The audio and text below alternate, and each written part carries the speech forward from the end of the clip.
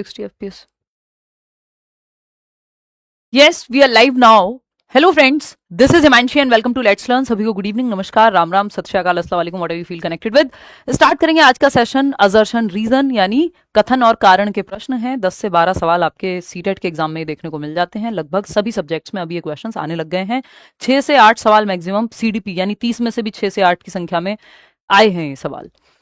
एक master trick का प्रयोग करेंगे क्योंकि ट्रिक्स जो हैं आप लोगों की बड़ी फेवरेट हैं. निमोनिक का इस्तेमाल हम हमेशा से करते आए हैं और आज के सेशन के बाद कोशिश तो ऐसी है कि आपसे कुछ गलत हो जाए बट असर्शन रीजन का सवाल गलत ना हो पेपर में, जो कि कहना बहुत मुश्किल होता है क्योंकि इसमें काफी आपकी जितनी भी अंडरस्टैंडिंग है, जो भी आपने पढ़ा है, आपके कोर कॉन्सेप्ट्स लागू हो जाते हैं. बीटीसी की एक ट्रिक है जो हम इस्तेमाल करेंगे. बीटीसी आप कर चुके होंगे, आप में से कई लोग जो उत्तर प्रदेश से होंगे. बेसिक टीचर जो है कोर्स है, अभी जो है डीएलएड कहते हैं हम उसको, तो ये आपको याद रहेगा, इसलिए जो है इसका हम इस्तेमाल करेंगे. बीटीसी मेथड कह लीजिए आप इसको, क्योंकि आपका बहुत मन लगता है ये मेथड्स में.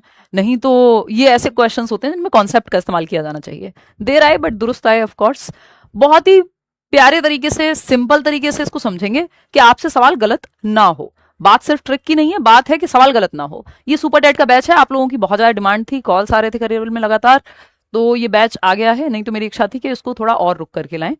और अभी आप एनरोल कर सकते हैं. इंडिपेंडेंस डे के ऑफर्स भी हैं, ये आप फर्दर जाके देखेंगे तो कुछ 1400 1500 और भी फर्दर डिस्काउंट आपको मिल जाएगा अगर आप पुराने स्टूडेंट हैं तो. नहीं तो इतना तो अभी है ही 1499. इसके अलावा सीटेट में भी जिन लोगों को अभी है कि नहीं सारे नोट्स एक जगह मिल जाएं, सारे की नोट्स ये सब, तो उसमें भी एनरोलमेंट है. कहाँ है? करियरविल ऐप पर है. ये बीटीसी मेथड है. अभी इसको समझेंगे कि बीटीसी मेथड को कैसे अप्लाई करेंगे आप असर्शन और रीजन में, है ना. बिल्कुल क्लियर कट रखेंगे ताकि आपको परेशानी ना हो ये सवाल सॉल्व करते समय. लाइक शेयर सब्सक्राइब आप कर लेंगे, कमेंट में बता देंगे. ये जो क्वेश्चंस हैं फ्रेश क्वेश्चंस हैं, है ना. कुछ 2-3 सवाल होंगे या कुछ सवाल होंगे जो शायद पहले भी पूछे जा चुके हैं, वो उनकी महत्ता को देखते हुए रखे गए. अदरवाइज मैक्सिमम क्वेश्चंस नए क्वेश्चंस हैं, है ना. तो इससे आपको पता भी लग जाएगा कि वो रटने की संभावना खत्म हो जाएगी. अच्छा, इसमें एक और बेसिक ट्रिक होती है, अभी मैं बताऊंगी कि कौन से सवाल आप किस आंसर की तरफ जा सकते हैं. ये टेलीग्राम चैनल है लेट्स लर्न स्क्वाड. यहाँ पे आप ये पीडीएफ पूरे इस सेशन की विद आंसर्स डाउनलोड कर लेंगे जाकर के. बाकी सारे अपलोड हो गए हैं. इसका बहुत साधारण सा एक उदाहरण लेते हैं. ये आपको कंफ्यूजन इसमें नहीं होगी मेरे ख्याल में कि एक कथन है, असर्शन है और कारण है. ठीक, कथन और कारण है. ठीक, कथन क्या है? माता पिता बच्चों को जन्म देते हैं और किसी तरह से तो नहीं आए. आप में से कोई ऐसा तो नहीं है जिसका अवतरण हुआ हो या एकदम क्या कहते हैं, एकदम से धरती पे प्रकाशित हो गए हो आप अचानक से. सब माता पिता के माध्यम से ही आए. माता पिता बच्चों को जन्म देते हैं. इस सेंटेंस को समझने में कोई दिक्कत है? इसमें कुछ गलती लग रही है, कुछ गड़बड़ लग रही है? नहीं. तो ये ट्रू है. रीजन क्या है इसका? बच्चे माता पिता को जन्म देते हैं, यानी कारण क्या लिखा हुआ है कि बच्चे हैं जो माता पिता को जन्म देते हैं. बताओ, बच्चे माता पिता को जन्म देते हुए देखें. अब ये फिलॉसफी में नहीं जाना है. अगर आप में से किसी का दिमाग जो है फिलॉसफी वाला हुआ मेरे टाइप का, तो फिर जो है आप कह देंगे कि हाँ ये बात भी सही है. नॉर्मल कॉमन सेंस से देखना है ना. तो कॉमन सेंस से, क्योंकि फिलोसॉफिकली अगर आप देखेंगे तो कहेंगे हाँ भाई माता पिता भी तो माता पिता तभी बनते हैं जब बच्चे का जन्म होता है. बट एक बच्चे की बात नहीं हो रही है, मल्टीपल बच्चे हो सकते हैं. तो एनीवे, तो कुल मिला के बात क्या है? माता पिता बच्चों को जन्म देते हैं या बच्चे माता पिता को जन्म देते हैं? ये नीचे वाला हमें गड़बड़ लग रहा है, यहां प्रॉब्लम है, ये रॉन्ग है.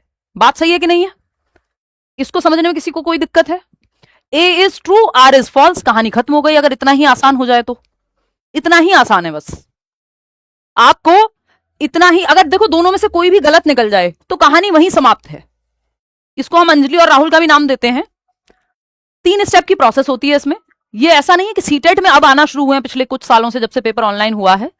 ये जेई में या सीबीएसई के एग्जाम्स में, इवन स्कूल्स में, नीट में, यूपीएससी में, स्टेट पीसीएस में, इन सब में ये सवाल आते रहे हैं. कोई ऐसा नहीं है कि ये ऐसे सवाल हैं जो सिर्फ सीटेट के लिए ही अवतरण हुआ है इनका, या ये सीटेट के लिए ही जन्मे हैं सवाल. ऐसा बिल्कुल भी नहीं है. इनका बेसिक मेथड होता है जो ये बीटीसी की, जब हम बात कर रहे हैं कि बीटीसी का इस्तेमाल कब करना है. बीटीसी बोले तो बी फॉर बोथ. देखो मेथड ऐसा होना चाहिए जिसको याद रखने के लिए एक और मेथड ना लगे आपको, एक ट्रिक और ना लगे ट्रिक को याद रखने के लिए. बीटीसी आसान है याद रखना आपके लिए. बोथ ट्रू तभी चेक करना है. थर्ड स्टेप पे जाओगे ही तब कि दोनों ट्रू हैं, तब आप चेक करते हो कि इसका रीजन ट्रू है कि नहीं है। चेकिंग तब होगी जब दोनों ट्रू होंगे, ये शर्त पहली है। अगर ये बोथ ट्रू नहीं है, यानी ए और आर ट्रू नहीं है, दोनों में से कोई एक भी ट्रू नहीं है, तो कोई चेक नहीं करना कि ये रीजन ट्रू है नहीं है, कुछ नहीं, जाना ही नहीं है आगे।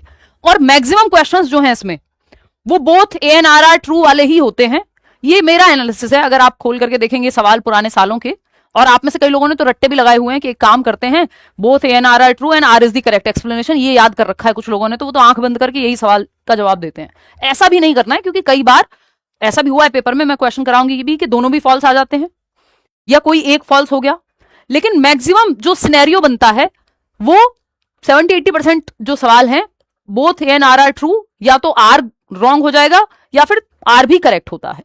तो अगर आपको बिल्कुल कुछ ना समझ आ रहा हो, आंख ही बंद करके आपको पेपर में जवाब देना है, क्योंकि नेगेटिव मार्किंग नहीं है तो कई लोग तुक्के में भी विश्वास रख लेते हैं, बट तुक्का is not the right way to pass the exam. सिर्फ तुक्के से तो नहीं हो पाएगा। लेकिन अगर आप फंस रहे हो, ऐसा मन कर रहा हो सवाल छोड़ के आना है, तो फिर आप both A and R true वाले के साथ जा सकते हैं। अगर आपको कंफर्मेशन हो कि दोनों में से कोई एक गलत नहीं है, तो आर इज द करेक्ट, जो आपने याद किया हुआ है वो चल जाएगा बहुत जगह पे। बट ऐसा तो हमें नहीं करना चाहिए। जब 12 सवाल अगर पेपर में आ रहे हैं, 4 से 6 सवाल कम से कम, 4 क्वेश्चंस मिनिमम सीडीपी में, 30 में से 6 से 8 सवाल मैक्सिमम, सिर्फ सीडीपी की बात कर रही हूँ। ईवीएस में भी ये सवाल, अभी हम एक क्वेश्चन करेंगे ईवीएस में पूछा हुआ है। लैंग्वेज में भी सवाल आता है, हिंदी पेडागोजी, इंग्लिश पेडागोजी में। आज 10 अगस्त है, अब से पेपर तक 7 सितंबर तक मैं 15 क्लासेस लेने वाली हूँ, और 15 क्लासेस अगर आपने अच्छे से कर ली, बस उद्धार हो जाएगा उतने में, बहुत ज्यादा चिंता नहीं करनी है। चलिए खैर समझते हैं।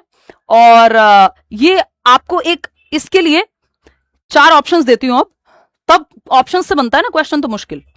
अब यहां पे देखो कौन सा सही होगा। हिंदी मीडियम वाले भी एक बार ट्राई करो, फिर ऐसे ही 2-3 सवाल और करेंगे जिससे आपको आसानी से समझ में आ जाए कि हमने देख लिया, ए चेक किया कि माता पिता बच्चों को जन्म देते हैं, बात सही है। बच्चे माता पिता को जन्म देते हैं, ये बात थोड़ी अटपटी है, ये रॉन्ग है।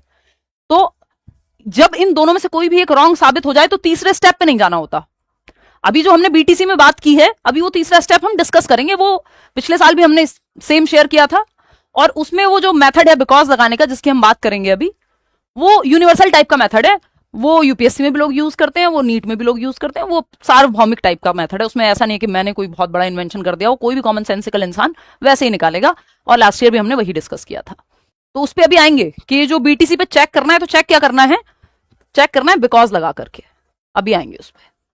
सिंपल चीजें सिंपल बनानी है, मुश्किल नहीं बनानी है, ठीक है। आप में से कितने लोग क्या जवाब देना, पोल दो भाई। कहाँ है पोल? ये किस लिए दिया हुआ है ऑप्शन? अगर पोल ही नहीं देना तो हम इसका क्या काम है, क्यों दिखाएंगे? ये कमाल कर दिया। चलो मैं यहाँ पे इंतजार कर रही हूँ कि आप लोग पोल में जवाब दे रहे होगे, इतने में एक्सप्लेनेशन में लगी हुई हूँ। एनीवे फटाफट से बताओ। अब आपको पता है कि दोनों तो करेक्ट नहीं हो सकते, both A and R are correct, ये तो ऑप्शन ही नहीं है। जहां भी बोथ का ऑप्शन है वो दोनों हटा दो आप, सिर्फ 2 ही ऑप्शन बचेंगे। इसमें एलिमिनेशन बहुत आसानी से होता है और आप आसानी से आंसर तक पहुंच सकते हैं एलिमिनेशन मेथड का इस्तेमाल करके। 92% लोग क्या कह रहे हैं, 93% लोग कह रहे हैं कि आंसर जो है वो 4th ऑप्शन होगा। अब मुझे उन 8% लोगों से मिलना है, ये 92% लोग सही जवाब दे रहे हैं, कि जो 8% लोग गलत जवाब दे रहे हैं इसमें भी। मतलब क्या हो गया भाई, प्राइमरी स्कूल भेज दें वापस? इतना कैसे? ये तो संभावना नहीं है। आपको मजे लेने कमेंट सेक्शन में तो बात अलग है। अदरवाइज कोई भी इंसान जो डीएलएड करके बैठा है या अपनी इतनी पढ़ाई करके बैठा है, वो ये तो नहीं कर सकता कि इतने आसान सवाल में आपको कहां कंफ्यूजन है। ये बताओ, अभी तो कंफ्यूजन शुरू ही नहीं हुई है? 91% लोग 4th ऑप्शन कह रहे हैं, बाकी के 9% लोग हो गए हैं जो कुछ और जवाब दे रहे हैं इसमें से। देखो ए तो फॉल्स नहीं हो सकता, ये फॉल्स कैसे हो सकता है? ये माता पिता बच्चों को जन्म देते हैं, इसमें फॉल्स जैसा क्या है? भगवान का अवतार थोड़ी हो जा रहे हैं डायरेक्ट, वो भी माता पिता के थ्रू ही आते थे। जब आप कहानियां पढ़ते हैं श्री रामचंद्र की या बाकी श्री कृष्ण की, ठीक है ना? तो ए इज फॉल्स नहीं, कहां से फॉल्स है? ए तो फॉल्स ही नहीं है। दोनों सही नहीं हो सकते, क्योंकि बच्चे माता पिता को जन्म देते हैं ये नहीं कह सकते।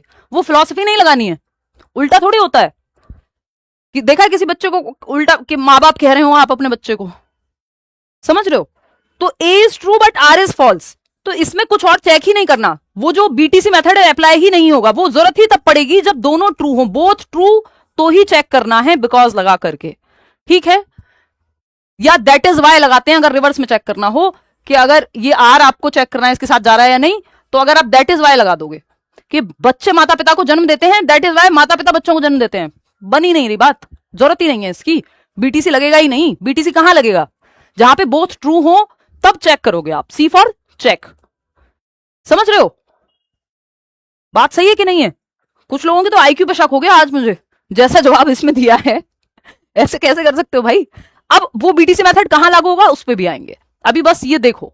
जैसे एक और सवाल ईवीएस में आया हुआ, आइस इज सॉलिड वाटर, यह एक आसान सा सवाल है। यानी जो कथन है ए, वो कहता है कि आइस इज सॉलिड वाटर, यानी बर्फ जो होती है वो सॉलिड पानी है, जो बिल्कुल पैक्ड एंड टाइटली पैक्ड है जिसके एलिमेंट्स। रीजन क्या है? Water freezes into ice at 0 degrees Celsius.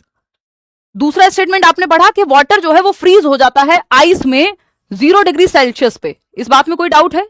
0 degree Celsius पे कॉमन सेंसिकल सवाल है, कोई इसमें बहुत ऐसा नहीं है कि आपको हाई आईक्यू या बहुत पूरी अंडरस्टैंडिंग सीडीपी की कोई मुश्किल कॉन्सेप्ट लगाना पड़ रहा हो। मजे की बात यह है, ये किसी भी टॉपिक से आ जाते हैं क्वेश्चन, और इसमें कई बार 2 टॉपिक एक साथ मर्ज भी हो जाते हैं। तो आपकी कॉन्सेप्चुअल क्लैरिटी कोर है कि बेसिक्स आपके क्लियर होने चाहिए पेडागोजी के। ऐसा नहीं है आप बस ट्रिक खेल के जो है पूरा पेपर क्लियर कर दोगे। 2 सवाल सही हो भी गए तो उसके अलावा भी तो पेपर देना है। तो हम यहां पे ये देख रहे हैं, आप में से ज्यादातर लोग कह भी रहे हैं, ये अभी हम करेंगे, इसका जवाब दूंगी मैं। आइस इज सॉलिड वाटर, बिल्कुल करेक्ट बात है। आइस किसको कह रहे हो? Solid water. कोई ये मत कहना लगना कोका कोला जमा दी हमने, वो भी तो वाटर ही है। Water freezes into ice at 0 degree Celsius, ये बात भी ट्रू है, लगा दो बीटीसी। जब बोथ ट्रू हो तो चेक करना होता है। क्या करना होता है? चेक। अगेन ये बीटीसी बी, बिकॉज पे ही, बिकॉज लगा के ही चेक करना होता है। चेक क्या करना होता है वो आपको पता है कि चेक सिंपल बिकॉज, ये ट्राइड एंड टेस्टेड मेथड है। अगेन मैं इसमें क्रेडिट नहीं लेना चाहूंगी, पिछले साल भी हमने डिस्कस किया था, शायद उसके पिछले साल भी किया हो। ये एकदम स्टैंडर्ड तरीका है, इन सवालों को सॉल्व करने के लिमिटेड ही तरीके हैं। तो यहां पे बिकॉज जब आप लगाएंगे, क्योंकि दोनों ट्रू हैं, बोथ ट्रू हैं, तो बिकॉज लगा के देख लो। Ice is solid water because water freezes into ice at 0 degree Celsius. Ice solid water इसलिए है क्योंकि पानी फ्रीज हो जाता है 0 डिग्री सेल्सियस पे। कोई डाउट नहीं? तो इसका मतलब ये रीजन भी सही है इसके बारे में। भाई असर्शन क्या कहते हैं? अंजलि क्या कह रही है कि आइस सॉलिड वाटर होती है। सही कह रही हो अंजलि तुम। रीजन यानी राहुल क्या कह रहा है कि water freezes into ice at 0 degree Celsius. Rahul ने कहा कि पानी जो है बर्फ बन जाता है 0 डिग्री सेल्सियस पे। तो पानी बर्फ क्यों बनता है, यही तो एक्सप्लेन किया है नेक्स्ट स्टेप में। तो अंजलि अपने आप में करेक्ट है, राहुल अपने आप में करेक्ट है, दोनों एक दूसरे के लिए सही है कि नहीं है? दोनों एक दूसरे के लिए सही है, ये हमने बिकॉज लगा के चेक कर लिया, बस बात बन गई। 36 गुण हो गए मैच, 36 ही होते हैं ना। तो ये तो अभी एक ऑप्शन के थ्रू भी हम चेक करेंगे, ये मैं क्वेश्चन आपको कराऊंगी जिससे आपके मन से ये निकल जाए कि हाँ ठीक कर पा रहे हैं या नहीं। फिर हम सीडीपी के क्वेश्चंस पे आएंगे, जस्ट 20 क्वेश्चंस करेंगे, ज्यादा नहीं, और आप बहुत अच्छे सॉल्व कर पाओगे, आज देख लेना। देखो एक बार, असर्शन क्या है, कथन क्या है? An apple falls to the ground when it detaches from a tree. यानी जो एक एप्पल है, क्योंकि हम सिंपल कॉन्सेप्ट से समझेंगे, एप्पल क्या है? एक सेब को एप्पल कहते हैं, इतना तो पता ही हमें। न्यूटन वाली कहानी याद करो, सर पे आके लगा। तो एप्पल ट्री से नीचे की तरफ फॉल करता है, ट्री से एप्पल नीचे गिरेगा। ये पेन मैं यहां से गिराऊंगी तो नीचे ही जाएगा, ऊपर तो नहीं जाएगा कि सीलिंग में हिट हो जाए। तो चीजें नीचे गिरती हैं, यानी एप्पल ट्री से ग्राउंड की तरफ जाता है। ये बात गलत है कि सही है? बिल्कुल सही है। ये तो आपको कुछ ना बताओ तब भी इतना तो पता है कि एप्पल नीचे ही जाएगा। इसका रीजन या दूसरा स्टेटमेंट क्या है? The earth has a gravitational force that attracts all objects towards its centre. यानी गुरुत्वाकर्षण बल है किसका? पृथ्वी का, जिसकी वजह से ये अपनी तरफ अट्रैक्ट करती है। मैं और आप सीधे खड़े हो पा रहे हैं, मार्स पे जाएंगे तो वहां नहीं होंगे। वो आपने देखा एस्ट्रोनॉट्स उड़ते रहते हैं हवा में प्लेन के अंदर, या वो अलग तरह की आपकी जैकेट्स वगैरह पहन के जाते हैं, चीजें करते हैं। तो अर्थ का ग्रेविटेशनल फोर्स है, गुरुत्वाकर्षण फोर्स है, ये बात भी सही है, जिसकी वजह से ऑब्जेक्ट्स को ये अपनी तरफ आकर्षित करती है और नीचे की तरफ गिरते हैं ऑब्जेक्ट्स। अब बीटीसी लग जाएगा यहां, क्योंकि बोथ ट्रू हैं। अंजलि राहुल दोनों सही बात कर रहे हैं, अब एक दूसरे के लिए सही कर रहे हैं या नहीं कर रहे हैं, इसके लिए बिकॉज लगाएंगे। क्या लगाएंगे? बिकॉज लगाएंगे, क्योंकि बोथ ट्रू हैं। अगर इन दोनों में से कोई भी एक गलत हो जाता, आगे जाने की जरूरत ही नहीं थी। सिंपल 2 ऑप्शन हट जाते, 2 ही ऑप्शन बचते, जो गलत था वो गलत था, बात खत्म हो जाती है ना। ऐसा हो सकता है कि ये दोनों सही होते हुए एक दूसरे के लिए सही ना हो, इसी के लिए हमें वो बीटीसी मेथड लगाना पड़ रहा है, सिर्फ ये चेक करने के लिए कि ये दोनों सही है बट एक दूसरे के लिए सही नहीं है। कंपैटिबिलिटी चेक कर रहे हैं, ठीक है बात। डेटिंग वेटिंग से आपको समझ में आ जाता है आसानी से, ठीक। तो बिकॉज लगाएंगे क्योंकि दोनों सही हैं। तो पढ़ के देख लो, an apple falls to the ground when it detaches from a tree. Because the earth has a gravitational force that attracts all objects towards its centre. यानी एप्पल गिरता है क्योंकि, क्यों गिरता है? क्योंकि अर्थ का गुरुत्वाकर्षण बल है। बात खत्म हो गई। इसको अगर रिवर्स में चेक करना हो तो दैट इज वाई लगा लेते हैं कि द अर्थ है, अगर रीजन से चेक करना है तो the earth has a gravitational force that attracts all objects towards its centre, that is why, इसलिए that is why an apple falls to the ground when it detaches from a tree. बात सही है कि नहीं है? बात तो सही है, क्लियर है, कोई दिक्कत परेशानी इस बात को समझने के लिए? अब कुछ सवाल करेंगे, उससे आपको और क्लैरिटी मिलेगी। इससे पहले वाला सवाल अगर हम चेक करना चाहें, क्योंकि बोथ ट्रू थे, तो इसको भी अगर रिवर्स में चेक करना चाहें कि आइस इज सॉलिड वाटर, यानी जो बर्फ है वो सॉलिड वाटर है, यानी वाटर है सॉलिड फॉर्म में। Water freezes into ice at 0 degree Celsius. दोनों सही हैं, दोनों सही होते ही बीटीसी लगा देना है, यानी बोथ ट्रू। तो चेक कर लो भैया, तीसरा स्टेप चेकिंग है फिर, अगर बोथ ट्रू हैं तो। अब इसको रिवर्स कैसे चेक करेंगे? ये बिकॉज लगा के देख लिया तो ये नॉर्मल चेकिंग है। आपका मन कर रहा है नहीं, इसको तो एक तरीके से और चेक करेंगे, दैट इज वाई लगाएंगे। तो ice is solid water because water freezes into ice at 0 degree Celsius. भाई आइस वाटर इसलिए है क्योंकि वाटर फ्रीज हो जाता है 0 डिग्री पे, इसलिए आइस बनने का रीजन है ये। अब इसको अगर दैट इज वाई लगा के चेक करना हो, उल्टा चेक करना है रीजन से, तो आप क्या करेंगे कि water freezes into ice at 0 degree Celsius, that is why ice is solid water. Simple, खत्म बात। अब आएगा पोल। अब क्वेश्चन, यही क्वेश्चन अब आपके सामने जब 4 ऑप्शंस में आएगा तो आप 2 सवाल ये वाले सॉल्व करोगे, फिर उसके बाद हम पेडागोजिकल सवालों पे आ जाएंगे। और अगर आपने ये सेशन पूरा देख लिया तरीके से, ये मेथड अप्लाई होते हुए देख लिया, आपको दिक्कत नहीं आने वाली पेपर में। ये 12 नंबर आपके कहीं नहीं जाने वाले। और मजे की बात ये क्वेश्चंस आपके कॉन्सेप्ट को, बहुत क्लैरिटी कितनी है कॉन्सेप्ट की, वो ला देते हैं इन क्वेश्चंस के बारे में। अच्छी बात यही है, ठीक है। अब हिंदी मीडियम वाले भी परेशान हो रहे होंगे, अब वो पढ़ लें, दोनों साइड सेम क्वेश्चन है, बस ऑप्शंस के साथ दिया है, पोल में आपको जवाब देना है। 89% लोग फर्स्ट ऑप्शन कह रहे हैं, देखते हैं। देखिए, ice is solid water. Ice क्या है? सॉलिड वाटर है। हिंदी में भी पढ़ लो, बर्फ पानी का ठोस रूप है। ये बात सही है? हाँ जी, सही है। Water freezes into ice at 0 degree Celsius. ये बात भी सही है कि पानी जो है बर्फ बन जाता है 0 डिग्री यानी 0 डिग्री सेल्सियस पे। ये बात भी सही है। आपको पता है जैसे ही दोनों बातें सही होंगी, बोथ ट्रू होगा तो चेक कर लेना, बीटीसी लगा देंगे, बात खत्म, है ना। चेक करना है क्या करके? ये बी से ही चेक होगा, बिकॉज लगा करके, नहीं तो दैट इज वाई भी लगा सकते हो। चेक करने के 2 तरीके हैं, ठीक। अब यहां पे पता है बर्फ पानी का ठोस रूप है क्योंकि, या बिकॉज, क्योंकि पानी 0 डिग्री पे जम जाता है, या फिर water freezes into ice at 0 degree Celsius, that is why ice is solid water. इसीलिए तो सॉलिड वाटर है क्योंकि बर्फ बन जाता है पानी 0 डिग्री सेल्सियस पे। अब जैसे ही दोनों चेक कर लिए तो बिकॉज लगा दिया, सेट बैठ रहा है कि हाँ सही रीजन है। तो देखो, जैसे ही दोनों सही हो जाते हैं तो 2 ऑप्शन तो पहले हट जाएंगे कि ए इज फॉल्स, हट गया क्योंकि दोनों सही है। तो ये 4 में से 2 ऑप्शन तो 50% काम खत्म हो गया। जैसे आपने देख लिया दोनों सही है, बिकॉज लगाया, आपने पाया कि हाँ ये इसका सही से रीजन है, तो R is the correct explanation हो गई। अगर ये बिकॉज लगा के सही नहीं बैठ रहा होता, जैसे हमने शुरुआत में बात की थी कि माता पिता बच्चों को जन्म देते हैं, अब इसमें लगा लो बिकॉज कि बच्चे माता पिता को जन्म देते हैं, गलत हो गई बात, दूसरी बात ही गलत है, उसमें बिकॉज लगने की संभावना ही नहीं है, सी पे जाओगे ही नहीं क्योंकि बोथ ट्रू ही नहीं है, बीटीसी लगेगा ही नहीं, ठीक है ना। तो both A R and R are सही, दोनों सही है, और ए सही, आर जो है वो सही व्याख्या करता है, ए के बारे में सही एक्सप्लेनेशन देता है।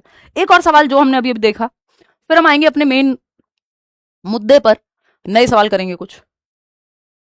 असर्शन वही कि apple falls to the ground when it detaches from a tree, कि जब सेब पेड़ से अलग होता है या गिरता है वह जमीन पर गिरता है। ये बात ट्रू है। The earth has a gravitational force that attracts all objects towards its centre. ये बात भी सही है कि पृथ्वी में गुरुत्वाकर्षण बल होता है जो सभी वस्तुओं को अपने केंद्र की ओर खींचता है। ये बात तो सही है। अब जब जैसे ही दोनों सही है तो चेक करेंगे, चेक क्या करेंगे? बिकॉज लगा करके चेक कर। कैसे करोगे? बिकॉज लगा के, या दैट इज वाई लगा लो अगर आर से चेक करना हो, उल्टा तो डाउट आ रहा हो तो। क्योंकि लगा लो, क्योंकि कि भाई जब सेब पेड़ से नीचे गिरता है, सेब पेड़ से अलग होता है तो जमीन पर गिरता है, क्योंकि पृथ्वी में गुरुत्वाकर्षण बल है, वो अपनी तरफ खींचती है। तो सही बात है, ये तो सही एक्सप्लेनेशन है। अंजलि भी सही है, राहुल भी सही है, दोनों एक दूसरे के लिए भी सही है। तो किधर चले गए? अब R not the correct explanation, ये तो कह ही नहीं सकते, ये दोनों पहले ही हट गए थे। कि जहां पे भी कोई एक ट्रू है, क्योंकि ये तो बोथ ट्रू है, तो R is the correct explanation. जैसे ही बोथ ट्रू होंगे तो चेक कर लेंगे, बीटीसी हो जाएगा, बात खत्म। ठीक है, अब आ जाते हैं अपने असली सवालों पर, असली आईडी से आ जाते हैं जो आपको पेडागोजी में देखने को मिलेंगे। ये जस्ट आपको समझाने के लिए थे। वापस जो माता पिता वाला एग्जाम्पल था वो आपको बताता है कि कैसे कई बार रीजन गलत होता है। अब ये सवाल है आपके सामने, आप सॉल्व करेंगे इसको और फटाक से बताएंगे कि जो है कैसे चीजें।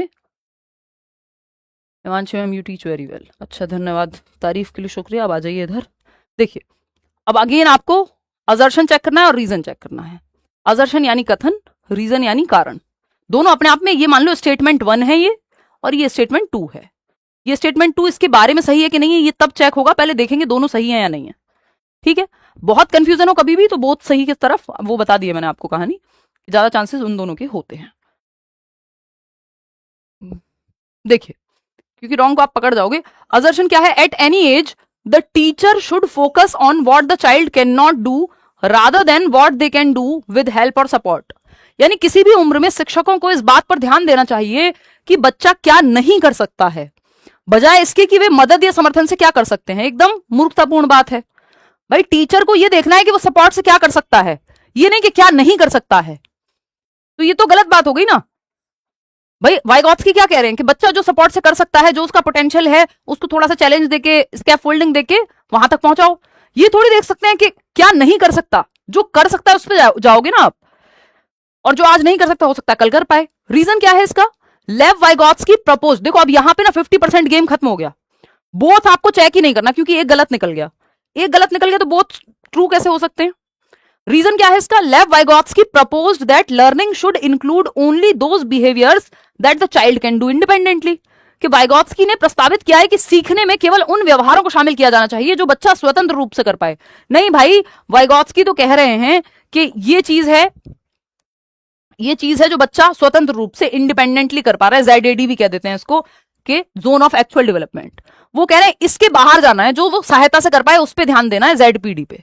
ये कह रहे हैं नहीं, वाइगॉत्स्की कह रहे हैं कि बस उतना ही करो जितना अकेले कर पाओ। तो ये तो गलत हो गया, दोनों ही गलत हो गए। तो पहले 50% काम खत्म हो गया था, अब बोथ आर फॉल्स आ गए। ये है ऑप्शन, थर्ड ऑप्शन। ए और आर दोनों ही गलत हैं। कितने परसेंट लोग? 46% लोग सही जवाब दे रहे हैं इसका भी, जबकि कितना आसान सवाल है, बस नया सवाल है तो आप फंस जा रहे हैं भाई। कोई भी ये थोड़ी कहता है यहां पर कि एट एनी एज, किसी भी एज पे बस टीचर को उस चीज पे फोकस करना है जो नहीं कर सकता बच्चा। नहीं भाई, हम चाइल्ड सेंटर्ड एजुकेशन में ये पढ़ते हुए आ रहे हैं। बच्चा एबिलिटी टू लर्न, सीखने की क्षमता के साथ पैदा होता है, क्रिएटिविटी की क्षमता के साथ पैदा होता है, क्यूरियस है बाय नेचर, जिज्ञासु है, हम उसकी जिज्ञासा को मारते हैं। तो ये जब हमने बात कर ली यहां पे, इसमें बचता ही नहीं है। इसमें कहां डाउट है? हमें कैसे आ रहा है डाउट कि हमें यहां पे फोकस ये नहीं करना बच्चा जो नहीं कर सकता, हमें फोकस करना है जो वो कर सकता है हेल्प के साथ। इसमें उल्टी बात कह दी थी इन्होंने, तो दोनों ही फॉल्स हैं। चेक करने की जरूरत नहीं है, बीटीसी लगेगा ही नहीं। बीटीसी लगेगा ही वहां जहां बोथ ट्रू होंगे, वहीं तो चेकिंग होगी। देखिएगा सेकंड क्वेश्चन, अगेन असर्शन है आपके पास, यानी ए है और आर है, रीजन है। अब ये ए और आर सही है कि नहीं वो अलग, पहले यही चेक करना है स्टेप 1 में कि ये अपने आप में सही है कि नहीं है, ये इंडिपेंडेंटली 2 जो है ये सही है कि नहीं है। अगर दोनों सही होंगे तब सी पे जाएंगे, चेक करेंगे। असर्शन है language is an effective tool for communication. ये तो इस बार का आया हुआ सवाल है, ये मैंने जानबूझ करके इसको रखा है। हिंदी या इंग्लिश पेडागोजी में आया हुआ है, मैंने आपको बाइलिंगुअल दे दिया है, क्योंकि हिंदी इंग्लिश पेडागोजी आजकल ट्रांसलेशन ही आती है कई सालों से। भाषा संप्रेषण के लिए एक प्रभावशाली उपकरण है, इस बात को लेकर कोई डाउट है? Language is a tool for communication, संप्रेषण का माध्यम है अपनी बात को कहने का, दूसरी की बात को समझने का। इसमें कोई डाउट है? नहीं। तो ये तो ट्रू हो गई बात। रीजन क्या दिया इसका, या रीजन ना भी दिया हो, अपने आप में ये जो स्टेटमेंट है इसको पढ़ते हैं। Language helps to convey social messages, यानी जो भाषा है वो सामाजिक संदेश संप्रेषित करने में मदद करती है। कि भाई प्रधानमंत्री जी जो हैं संबोधित कर रहे हैं पूरे देश को, या कोई सेमिनार है वहां आप लेक्चर लेने गए, तो जो लेक्चरर है जो सेमिनार कंडक्ट कर रहा है वो बाकी लोगों तक अपना मैसेज पहुंचाएगा। या नोटबंदी हुई या फिर लॉकडाउन की बात कर लेते हैं, तो सोशल मैसेज ही तो दिया गया सरकार के द्वारा या प्राइम मिनिस्टर के द्वारा, है ना। इसको किसी पार्टी से मत जोड़िएगा, मुद्दा समझने की कोशिश कीजिएगा, ये सब पे लागू होता है ना। तो भाषा सामाजिक संदेश संप्रेषित करने में मदद करती है, ये बात भी ट्रू है, और संप्रेषण का माध्यम है, ये बात भी ट्रू है। तो अब बोथ ट्रू होते ही आपको तीसरे स्टेप पे चले जाना है, बीटीसी बोथ ट्रू है तो चेक करना पड़ेगा बिकॉज लगा के। भाई बोथ ट्रू जैसे ही हो गए तो आपको चेक करना पड़ेगा। If both are true then you have to check the reason for assertion, कि जो कथन के लिए कारण सही है कि नहीं है, फिर आपको चेक करना पड़ेगा जो ए है उसको। ठीक, बिकॉज लगाओगे या रीजन में दैट इज वाई लगा दोगे। तो यहां पे अगर हम देखें तो असर्शन क्या है, language is an effective tool for communication, भाषा संप्रेषण के लिए एक प्रभावशाली उपकरण है, बिल्कुल सही बात है। अब इसमें लगाओगे बिकॉज या क्योंकि लिख दोगे हिंदी में, क्योंकि भाषा सामाजिक संदेश संप्रेषित करने में मदद करती है। तो language is an effective tool for communication because language helps to convey social messages. भाई कम्युनिकेशन का टूल कैसे है, क्योंकि सोशल मैसेज को कम्युनिकेट करती है, लोगों में कम्युनिकेशन कर पाती है, कम्युनिकेट कर पाती है अपने मैसेजेस को। अब इसको दैट इज वाई लगा के चेक कर लो। देखो जैसे ही दोनों ट्रू हुए थे, ये ए भी ट्रू था और आर भी ट्रू था, तो दो ऑप्शन हट जाएंगे कि A is true but R is false, ये तो हट गया पिक्चर से। R is true but A is false हट गया। अब इन दोनों में से कुछ होने वाला है। अब यहां पे आपको देखना है कि लैंग्वेज हेल्प्स टू, उल्टा चेक कर लो reverse, language helps to convey social messages, जो भाषा है वो सामाजिक संदेशों को संप्रेषित करने में मदद करती है। दैट इज वाई यानी इसीलिए language is an effective tool for communication, क्योंकि सामाजिक संदेशों को संप्रेषित करने में मदद करती है, इसीलिए भाषा संप्रेषण के लिए एक प्रभावी या प्रभावशाली उपकरण है। या फिर उल्टा बिकॉज लगा लो, भाषा संप्रेषण के लिए एक प्रभावशाली उपकरण है क्योंकि सोशल मैसेज को आगे पहुंचाने में मदद करती है। सिंपल।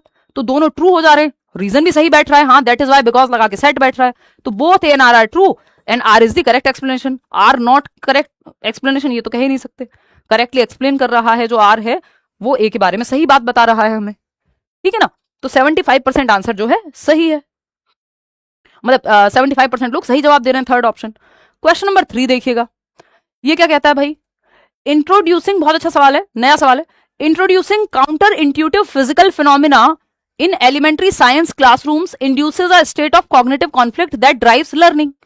प्राथमिक विज्ञान की कक्षाओं में सहज ज्ञान के विपरीत भौतिक घटनाओं को प्रस्तुत करना संज्ञानात्मक द्वंद्व की स्थिति पैदा करता है जो अधिगम को गति देता है। क्या ये बात सही है? पियाजे को याद कीजिए। अब आपको किसी भी टॉपिक से, पूरे सिलेबस में कहीं से भी ये सवाल बन सकता है, और कई बार दो टॉपिक को भी मर्ज कर देता है। दोनों के बारे में अगर आपको नहीं पता होगा कि एक डेवलपमेंट से है और एक इंटेलिजेंस से है, अब दोनों अगर आपने नहीं पढ़े हैं तो आप फंस जाओगे, फिर सवाल में आएगा अभी आगे ऐसा सवाल भी। तो यहां पर 46-50% कह रहे हैं कि थर्ड ऑप्शन होगा। अभी चेक करेंगे, देखेंगे। तो पहले देखते हैं, introducing counter intuitive physical phenomenon in elementary science classrooms induces a state of cognitive conflict that drives learning. यानी अगर आप counter intuitive physical phenomena elementary science classroom में, काउंटर इंट्यूटिव क्या है, नाइव थियरीज, ऑल्टरनेटिव थियरीज बच्चे की है, मान लो कि पानी का रंग तो हरा होता है, या फिर जो भारी चीजें हैं वो डूब जाती हैं, heavy things sink in the water या सिंक इन वाटर। अब इसको आप काउंटर इंट्यूटिव को चैलेंज कैसे करोगे? कॉन्फ्लिक्ट कब क्रिएट होगा? जब आप कहोगे कि शिप तो नहीं डूबता। तो आपने चैलेंज किया एक लॉजिक दे करके, तो इसका मतलब कॉग्निटिव कॉन्फ्लिक्ट आया। कॉग्निटिव कॉन्फ्लिक्ट को पियाजे क्या कहते हैं? डिसइक्विलिब्रियम। तो असंतुलन की स्थिति पैदा हुई, असंतुलन की स्थिति पैदा हुई। बात सही है, असंतुलन की स्थिति पैदा हुई। ठीक है, डिसइक्विलिब्रियम, ये जो द्वंद है या कॉन्फ्लिक्ट है, इसको जब बच्चा रिजॉल्व करेगा तो एकोमोडेट करेगा, समायोजन करेगा, तो नया स्कीमा बनाएगा या पुराने को चेंज करेगा कि हाँ भाई वाटर तो कलरलेस होता है, ऐसे तो आपने ब्लू भी देखा है, पानी में जो रंग मिक्स कर दो वो बन जाएगा। तो काउंटर इंट्यूटिव एग्जाम्पल देने से द्वंद क्रिएट होगा, द्वंद से बच्चे का कॉग्निटिव डेवलपमेंट होता है। ये यहां तक की बात तो सही है कि कॉग्निटिव कॉन्फ्लिक्ट से लर्निंग होती है, अगर मान लो कभी कंफ्यूजन ही ना हो। भाई काउंटर इंट्यूटिव का मतलब क्या है? कंफ्यूजन को आप डिस्कस कर रहे हो, अगर कंफ्यूजन ही नहीं होगी तो कभी सीखोगे ही नहीं नया। तो रीजन, ये एकदम सही बात है। रीजन क्या है इसका? यह सेकंड स्टेटमेंट क्या है? Cognitive equilibration is achieved when children modify their existing mental schemas to accommodate discordant experiences. यानी संज्ञानात्मक संतुलन तब प्राप्त होता है जब बच्चे विसंगत अनुभवों को समायोजित करने के लिए अपने मौजूदा मानसिक स्कीमा में संशोधन करते हैं। ये भी सही है, इसमें क्या दिक्कत है? फिर आप गलत जवाब क्यों देने में लगे हुए हैं भाई? जब दोनों सही है तो आप बीटीसी का इस्तेमाल करेंगे, यानी बोथ ट्रू, तो चेक करना पड़ेगा थर्ड स्टेप कि रीजन इसके लिए सही है कि नहीं है। बिकॉज लगा दो, फटाफट से बिकॉज लगा दो, देख लेते हैं। तो introducing counter intuitive physical phenomena, यानी जो सहज ज्ञान है, नाइव थियरीज हैं, वैकल्पिक अवधारणाएं हैं, मिसकॉन्सेप्शंस हैं, उनके अगेंस्ट जब आप डिस्कशन करते हो तो इससे क्या होता है, कॉग्निटिव कॉन्फ्लिक्ट क्रिएट होता है, जिससे लर्निंग होती है, क्योंकि वो नया स्कीमा बनाएगा या पुराने में एडजस्टमेंट या करेक्शन करेगा, जिसको एकोमोडेशन कहते हैं। अगर ये चैलेंज नहीं हुआ होता है, अगर ये कॉन्फ्लिक्ट क्रिएट नहीं होता, तो कभी लर्निंग नहीं होती आगे। तो because cognitive conflict that drives learning, because cognitive equilibration is achieved. Balance कब अचीव होगा, जब बच्चे मॉडिफाई करेंगे अपने एग्जिस्टिंग स्कीमा को, कि भैया ये जो चिड़िया देखी आपने, या हेलीकॉप्टर जो देखा उड़ते हुए, या एरोप्लेन जो देखा उड़ते हुए और उसको बर्ड कह दिया, तो टीचर ने कहा बेटा ये बर्ड नहीं हेलीकॉप्टर होता है। अब जैसे हेलीकॉप्टर कहा तो डिसइक्विलिब्रियम होगा, डिसबैलेंस की स्थिति बनेगी दिमाग में। अब ये डिसबैलेंस जो है लर्निंग को बढ़ावा देगा, क्योंकि अगर कभी ये कंफ्यूजन ही नहीं आता कि हेलीकॉप्टर और बर्ड अलग होते हैं, तो बच्चा तो यही मानता रहता पूरी जिंदगी। तो अब जब क्योंकि उसे पता चल गया, तो ये जो कॉग्निटिव इक्विलिब्रेशन है ये अचीव कब होगा, जो एग्जिस्टिंग स्कीमा है उसका बर्ड का, वो एकोमोडेट कर लेगा कि भाई हेलीकॉप्टर अलग होता है, एक नया स्कीमा बनाएगा, और ये बर्ड अलग होता है, दो अलग चीजें हैं। या पुराने में चेंज कर लेगा कि ये बर्ड नहीं है क्योंकि ये लिविंग नहीं है, या खुद से नहीं उड़ रही, मैनमेड है। तो यहां पर बिकॉज लगाया तो ये सही बन रहा है, तो both A and R are true. देखो ए इज ट्रू तो खत्म हो गई कहानी, ये दोनों ऑप्शन तो हट ही गए पिक्चर से, जैसे ही दोनों ठीक हो जाते हैं। अब आर सही है कि नहीं, हाँ आर सही है, आर इज नॉट करेक्ट थोड़ी कह सकते हैं। तो first option is the right answer. अब ये लैंग्वेज का खेल है, जिसने प्रैक्टिस की होगी थोड़ी सी सवाल पढ़ करके, लैंग्वेज आप ही को पढ़ के समझनी है पेपर में, मैं हेल्प कर रही हूँ, अप्रोच डेवलप कर रही हूँ कि कहना क्या चाहता है, इसलिए आप साथ में प्रैक्टिस कर रहे हैं। First option is the right answer. आगे बढ़ेंगे, क्वेश्चन नंबर 4 देखिएगा। चलो ये आसान है थोड़ा सा, ये आसान सवाल है, इसको गलत मत कीजिएगा प्लीज, ठीक है ना, इसको गलत नहीं करना है। बताओ फटाफट।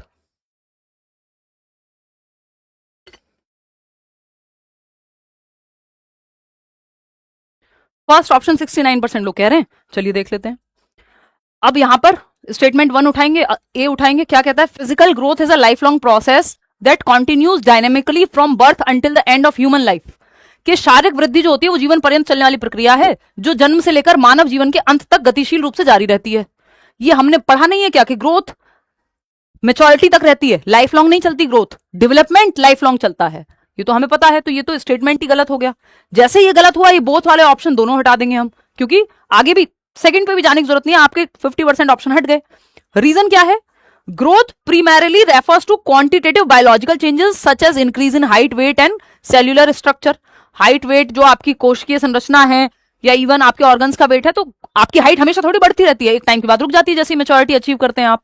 तो ये बात भी सही है, लेकिन ये गलत थी, तो गलत थी तो खत्म ही हो गई कहानी, बीटीसी पे जाना ही नहीं है अगर दोनों सही नहीं है तो। भाई दोनों सही नहीं है, बीटीसी पे क्यों जाएंगे, जब बोथ ट्रू होंगे तब तो आप चेक करोगे।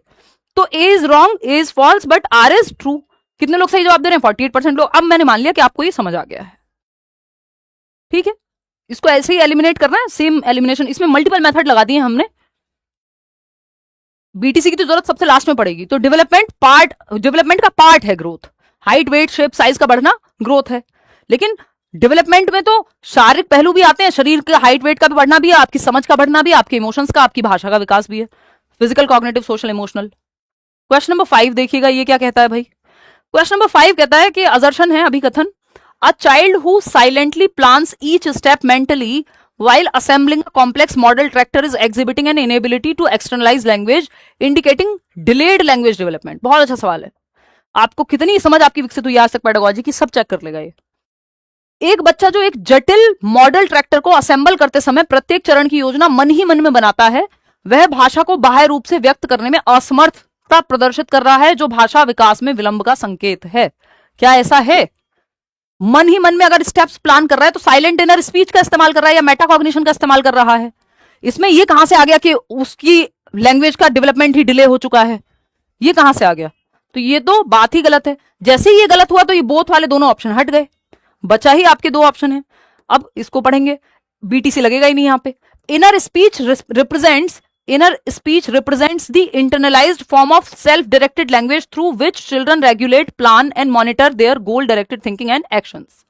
जो इनर स्पीच का यहां पे इस्तेमाल किया है, दो कॉन्सेप्ट लग रहे हैं। इनर स्पीच यानी मन में बोल रहा है वो अपने अंदर, 6 साल के बाद आ जाती है, वाइगॉत्स्की की 3 जो प्राइवेट, सोशल और साइलेंट इनर स्पीच है, और मन ही मन में खुद को मार्गदर्शन दे रहा है, उसके लिए बाहर बोलने की जरूरत ही नहीं है उसे।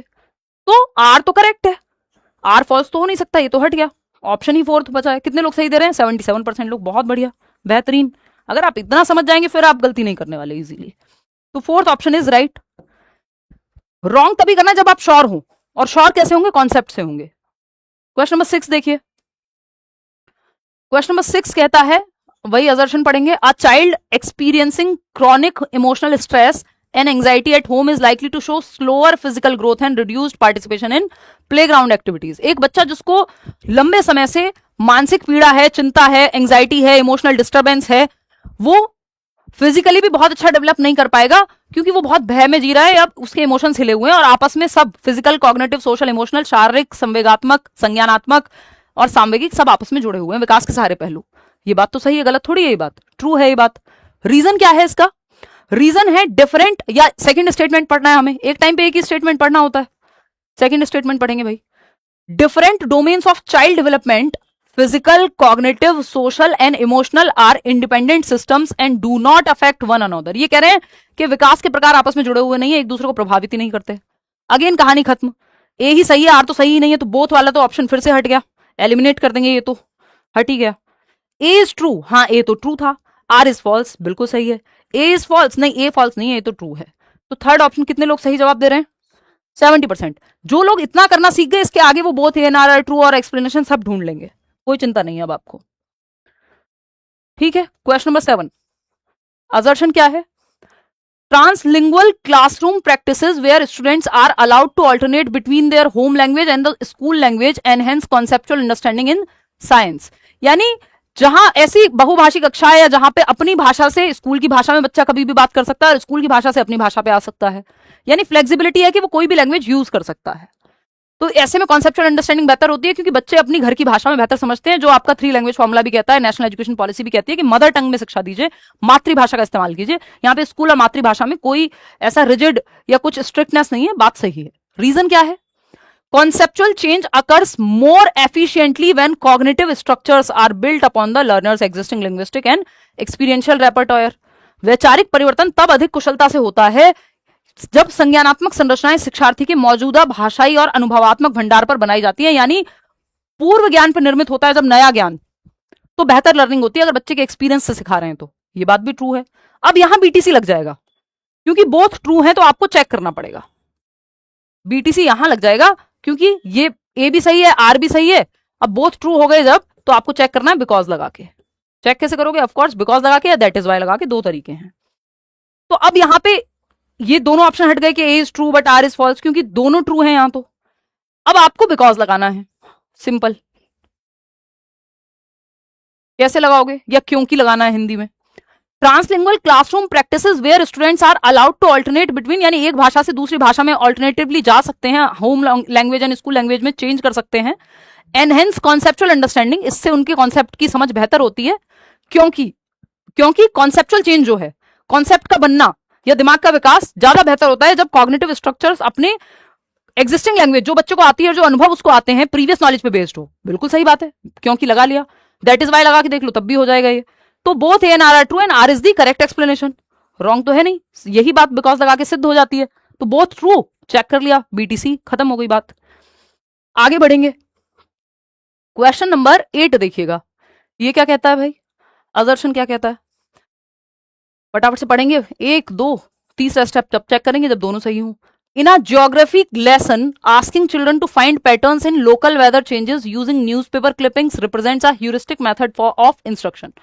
अब आपके कई कॉन्सेप्ट क्लियर होंगे इन्हीं सवालों से।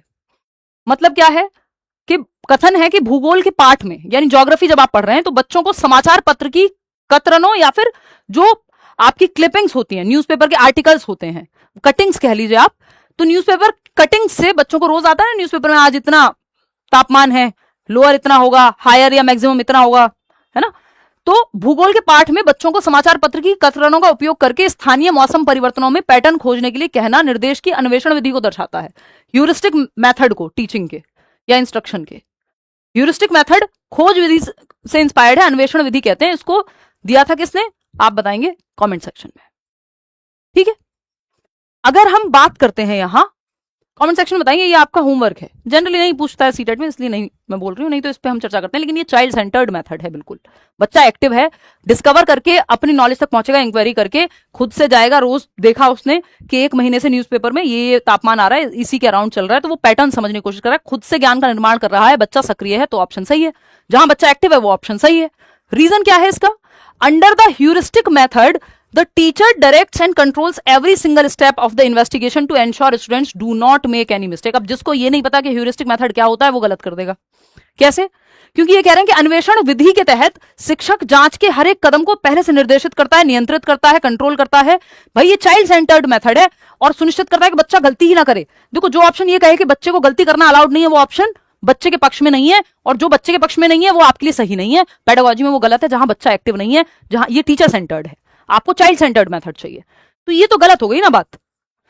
सारे एक एक स्टेप पहले से निर्धारित होगा। नहीं, अन्वेषण का मतलब ही नहीं है, फिर खोज विधि का कहां ऑप्शन बचा? यहां खोज तो हो ही नहीं रहा, अन्वेषण तो हो ही नहीं, एक्सप्लोरेशन तो हो ही नहीं रहा। यहां तो वो खुद जानकारी तक पहुंचता है, नहीं तो टीचर खुद भी बता सकता था। टीचर ने ज्ञान को रचना करने के लिए कहा, एक्टिवली कंस्ट्रक्ट करने के लिए कहा, पहले से स्टेप बाय स्टेप थोड़ी बताया कि ये वाला न्यूज़पेपर लेना, वो वाला लेना, ऐसे करना वैसे करना। उन्होंने बता दिया, अब आप खुद से पैटर्न को रिकॉग्नाइज करोगे। ये जो बात हुई है यहाँ पे कि एवरी सिंगल स्टेप लगभग एल्गोरिथम में या एल्गोरिथमिक मेथड में होता है, ये कि मैथ्स का फॉर्मूला है, एक एक चीज पहले से सेट है, स्टेप 1 ये होगा, स्टेप 2 ये होगा। ह्यूरिस्टिक में तो बच्चे को एक्सप्लोर करने के लिए मौका दिया जाता है। तो जैसे ही ए सही है आर गलत है, तो ऑप्शन ये बोथ वाले दोनों हट गए। ए सही है आर गलत है, बस खत्म, पहुंच गए आप आसानी से। इसीलिए अब आप समझ पा रहे हो क्यों मैं ये कह रही हूं कि ज्यादातर सवाल जो है वो both A and R are true and R is the correct explanation की तरफ आते हैं, या इन दोनों में से कोई होते हैं। क्योंकि जैसे ही कोई एक गलत होगा ना, फिर आप आंसर ऐसे चुटकियों में ढूंढ लेंगे, फिर आपका वो काम ही नहीं बचेगा, इसमें टाइम ही नहीं लगेगा। बोथ ट्रू और करेक्ट तो आपको चेक ही नहीं करना पड़ेगा। समझ रहे हो? तो इसलिए इनके जवाब ये वाले कम आते हैं। जब आप फंस रहे हो तो वो both A and R are true की तरफ, या ऊपर के दोनों ऑप्शंस में से कोई एक ऑप्शन होने की संभावना ज्यादा रहती है। Both A and R are true, R is not correct, R is correct, ये जो ऊपर के दो ऑप्शंस हैं ये आते हैं, ऐसा नहीं आते, बट संभावना मतलब इनकी संख्या कम है। क्वेश्चन नंबर 9 देखिएगा। 50% सेशन हमने खत्म कर लिया है, क्योंकि इनमें टाइम लगता है थोड़ा पढ़ के समझने में, और हम तसल्ली से समझ भी रहे हैं। ये वाले क्वेश्चंस टाइम लेंगे आपका, सवाल आप सॉल्व कर देंगे? बताइए फटाफट। 20 सवाल हैं बस आज, क्योंकि इससे आपको क्लैरिटी आ जाएगी। शुरू के 3-4 सवाल हमने काउंट नहीं किए।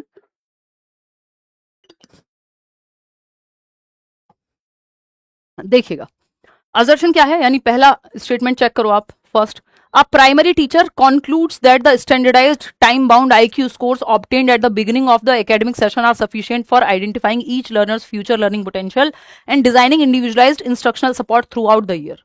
एक प्राथमिक शिक्षक शैक्षणिक सत्र के आरंभ में कहता है कि IQ से ही सब कुछ निर्धारित हो जाएगा। ये IQ को क्रिटिसाइज मल्टीपल इंटेलिजेंस करती है साफ साफ, जो हार्वर्ड गार्डनर की थियरी है कि IQ पूरा कोई एकमात्र आधार नहीं है कि जिससे आप बुद्धि का पता लगा लोगे, है ना। तो ये नहीं है कि प्राइमरी टीचर ये कहेगा आईक्यू से बस या तो सपोर्ट मिले या फिर ना मिले, सारा कुछ पूरा फ्यूचर डिसाइड हो जाएगा आईक्यू टेस्ट से। नहीं भाई, हम ये मान के चलते हैं कि एबिलिटी इज इंक्रीमेंटल, लिख लेना कहीं पे, काम आएगा। एबिलिटी इज इंक्रीमेंटल, क्षमता क्या है, क्षमता में बढ़ोतरी संभव है। एबिलिटी इज इंक्रीमेंटल, यानी बढ़ोतरी संभव है। क्षमता को, यानी बच्चे की क्षमता को बढ़ाया जा सकता है। आप ये नहीं कहोगे कि फिक्स हो गई एबिलिटी, बस आईक्यू स्कोर ने तय कर दिया अब तो ये तो सीख पाएगा या तो नहीं सीख पाएगा। आप मानते हो कि क्षमता को बढ़ाया जा सकता है अच्छे मेथड से सिखा के, अच्छा खान पान करके, है ना। आईक्यू पे आपकी सोशियो इकोनॉमिक स्टेटस का प्रभाव पड़ता है, लेकिन ऐसा नहीं है कि एकमात्र उसी का प्रभाव पड़ता है। तो आप एनवायरमेंट अच्छा रख सकते हो, अच्छी एजुकेशन दे सकते हो, क्षमता को बढ़ाया तो जा सकता है। ये थोड़ी कि एबिलिटी इज फिक्स्ड, नहीं भाई, ये व्यू है। एबिलिटी इज फिक्स्ड नहीं मानना है आपको, एबिलिटी इंक्रीमेंटल है। ध्यान रखना, बहुत सारे सवाल इसी बात से सॉल्व हो जाएंगे। इसलिए हम कहते हैं कि टीचर की एक्सपेक्टेशन भी मैटर करती है। आप ये नहीं कह सकते एक बच्चा स्पेशल चाइल्ड है तो उससे आप एक्सपेक्टेशन लो रखेंगे। एबिलिटी इज फिक्स्ड नहीं जी, एबिलिटी फिक्स नहीं है। फ्लेक्सिबिलिटी, लचीलेपन की तरफ जाना है आपको, ठीक है। तो ये तो बात अपने आप में गलत हो गई। अब आप देख रहे हो एक क्वेश्चन से कितने कॉन्सेप्ट सीख रहे हो। अब नेक्स्ट पे जाएंगे। अब जैसे ही ये गलत हो गई तो ये दोनों ऑप्शन तो हट गए पिक्चर से, काम आसान हो गया। ए और आर दोनों तो सही है ही नहीं क्योंकि एक गलत हो गया, अब बीटीसी लगेगा ही नहीं इसमें। Dynamic assessment estimates our learners' developmental potential by examining how performance changes when graduated prompts, mediated assistance, and adjustable scaffolding are provided within the learner's zone of proximal development. भाई वाइगॉत्स्की तो नहीं कह रहे IQ टेस्ट करा लो, वो कह रहे हैं डायनेमिक असेसमेंट करते रहो, जैसे जैसे बच्चे को नीड हो वैसे वैसे हेल्प देते जाओ. ये बात तो सही है एकदम, रीजन एकदम परफेक्ट है. तो A is false but R is true. कितने लोग दे रहे हैं ये सही जवाब? 72% लोग. परफेक्ट, बहुत खुश हूं मैं आप लोगों की तरक्की देख करके. चलिए, fourth option is the right answer. आगे बढ़ेंगे. क्वेश्चन नंबर 10 देखिएगा. ये क्या कहता है? ये कहता है, अब अगेन स्टेटमेंट चेक करोगे 1 और 2. पहले 1 को चेक करोगे. Classroom instruction should be highly differentiated and customised to cater to the diverse learning paces of students. छात्रों की विविध सीखने की गति को पूरा करने के लिए या सुसाधित करने के लिए कक्षा का निर्देश अत्यधिक विभेदित और अनुकूलित होना चाहिए. यानी विभेदित अनुदेशन का पालन करना है. डिफरेंशिएटेड इंस्ट्रक्शन का, चाइल्ड सेंटर्ड है. डिफरेंट बच्चे की नीड के हिसाब से इंस्ट्रक्शन देनी है. स्टैंडर्ड इंस्ट्रक्शन या यूनिफॉर्म इंस्ट्रक्शन नहीं देनी है. अभी हम कल जहां तक है आपके टैग वर्ड्स करेंगे, पॉजिटिव नेगेटिव वर्ड्स. तो आपको पता होना चाहिए कि यूनिफॉर्म कपड़ों में अच्छी होती है, मेथड में अच्छी नहीं होती है. यूनिफॉर्म इंस्ट्रक्शन हो चाहे वो स्टैंडर्ड इंस्ट्रक्शन हो, मानकीकृत, सबके लिए एक जैसा. ये सुनने में अच्छा लगता है बट हर बच्चे की क्षमता अलग है, तो सबके लिए एक जैसा क्यों करोगे भाई? है ना, गलत हो जाएगा. आप डिफरेंशिएटेड इंस्ट्रक्शन, विभेदी अनुदेशन. डिफरेंशिएटेड इंस्ट्रक्शन का मतलब ये नहीं बच्चों में पार्शियलिटी कर रहे हो, भेदभाव कर रहे हो. ये बच्चों की नीड के हिसाब से, क्षमता के हिसाब से, इंटरेस्ट के हिसाब से, एबिलिटी के हिसाब से आप मेथड अलग अलग चूज करते हो. एक ही मेथड से नहीं पढ़ाते, सिर्फ सबको एक डंडे से नहीं हाँकना है. क्लास में अलग अलग तरह के बच्चे हैं, विभेदी अनुदेशन कहते हैं इसको. तो differentiated instruction is good. Uniform instruction, standard instruction negative words हैं बिल्कुल. अगर कॉन्टेक्स्ट में जो है ये एकदम साफ साफ नकार दिया जाएगा इन शब्दों को. तो ये बात सही है. हाँ, ये एक अच्छा सवाल बन रहा है, ये सही है. अब रीजन चेक करते हैं. Individual differences among learners are shaped solely by unique genetic endowments while environmental factors play no role postnatally. Environment का कोई रोल नहीं जन्म के बाद. ये कैसी बात है? एनवायरमेंट का रोल ही है मेन जन्म के बाद. इवन जन्म से पहले भी है बट जन्म के बाद मेन रोल है. तो ये बीटीसी पे जाने की जरूरत ही नहीं, क्योंकि बोथ ट्रू ही नहीं है, तो हम बिकॉज लगा के चेक करने की जरूरत ही नहीं है. सिंपल हो गया कि बोथ वाले ऑप्शन दोनों हटा दो. ए ट्रू है, आर फॉल्स है. कितने लोग सही जवाब दे रहे हैं? आपके 81%. बहुत बढ़िया यार, आप लोगों ने तो कमाल कर दिया आज. चलिए, बहुत बढ़िया. अगर आप इतना भी समझ पा रहे हैं, क्योंकि ये एक सही और एक गलत वाला सवाल जान के रखा गया है जिससे ये चेक हो सके कि आप स्टेटमेंट को पहचान पा रहे हैं या नहीं पहचान पा रहे हैं. वो बिकॉज तो आप बाद में लगाएंगे ना, पहचान पा रहे हैं या नहीं पहचान पा रहे हैं. ये इतना करना सीख गए तो आप आगे भी कर लोगे, बिकॉज भी कर लोगे फिर तो. वो भी है बीच बीच में सवाल. असर्शन क्या है? क्वेश्चन नंबर 11 है, a multilingual preschool adopts an AI enabled interactive storytelling platform and observes that children between 3 and 6 years rapidly internalize unfamiliar vocabulary, sentence structures and conversational patterns despite receiving identical instructional exposure as older beginners. मतलब क्या है कि एक बहुभाषिक pre school play way 3 से 6 वर्ष के बच्चे हैं. एक एआई मॉडल आया है जो स्टोरी टेल करता है, यानी एआई रोबोट है, मान लो कोई एआई का या कोई सॉफ्टवेयर है जो कहानी सुनाता है बच्चों को. अब ये देखा गया है इस उपयोग के दौरान कि 3 से 6 वर्ष के जो बच्चे हैं ना, वो बहुत तेजी से नए नए शब्द सीख ले रहे हैं इस कार्टून को देख के. कार्टून में भी तो यही होता है ना, डोरेमोन जो देख लेगा वो. शिनचैन को क्यों बंद किया गया? क्योंकि बच्चे बहुत तेजी से सीखते हैं. इस उम्र के बच्चे भाषा भी वही इस्तेमाल करने लगते हैं. आप गाली दो उनके सामने, अगले दिन गाली देते हुए मिल जाएंगे आपको. तो उनकी, क्योंकि लैंग्वेज एक्विजिशन डिवाइस जो है, नॉम चॉम्स्की भी कहते हैं, भाषा अर्जन यंत्र जो है बहुत तेज होता है. Fastest period for language development, भाषा विकास के लिए सर्वाधिक महत्वपूर्ण, सर्वाधिक तीव्र जो काल है वो 3 से 6 वर्ष या 2 से 6 वर्ष पूर्व बाल्यावस्था है, जिसको पियाजे की प्री ऑपरेशनल स्टेज भी आप कह सकते हो. उम्र वही होती है. तो यहां पर हम कह सकते हैं कि सबसे तीव्र जो भाषा विकास के लिए काल है, फास्टेस्ट, सेंसिटिव, क्रिटिकल पीरियड, तीनों वर्ड आ जाए समझ जाओ, अर्ली चाइल्डहुड की बात हो रही है 2 से 6 वर्ष की. तो ये तो सही है. अब सेकंड को चेक करेंगे ये सही है कि नहीं है. Early childhood represents a biologically sensitive phase during. अच्छा, ध्यान रखना, ऐसा नहीं करना है. अगर ये रॉन्ग नहीं है तो फालतू में यहां नहीं चले जाना है, फिर दोनों पढ़ लेने हैं. दोनों में से कोई एक रॉन्ग है तब आप पहले ही स्टेज में 2 को हटा सकते हो, 2 ऑप्शंस को. रीजन क्या है? Early childhood represents a biologically sensitive phase during which heightened neural plasticity enables the brain to process, organize and internalize linguistic input with exceptional efficiency, thereby facilitating natural language acquisition. भाई इसलिए हो पा रहा है ये क्योंकि बच्चे की जो न्यूरोप्लास्टिसिटी है और बायोलॉजिकली वो इस समय पे सबसे तेजी से इनेट क्षमता है ना भाषा को एक्वायर करने की. 5 साल तक की उम्र में तो आपका भाषा अर्जन यंत्र, लैंग्वेज एक्विजिशन डिवाइस भी सबसे ज्यादा एक्टिव है. दोनों सही हैं. अब बोथ ट्रू होते ही आपको चेकिंग पे चले जाना है ना, बिकॉज लगा करके. सिंपल, क्योंकि बोथ ट्रू हो गया, ए भी ट्रू आर भी ट्रू। अब आपको सिंपली एक काम करना है कि बिकॉज लगा देना बीच में, या दैट इज वाई लगा देना है अगर रीजन से उल्टा चेक कर रहे हो तो। अब multilingual pre school AI enabled बच्चे जल्दी सीख पा रहे हैं क्योंकि इस उम्र में क्षमता ज्यादा होती है, तो सही है बात, both and R are true and R is the correct explanation, खत्म हो गई बात।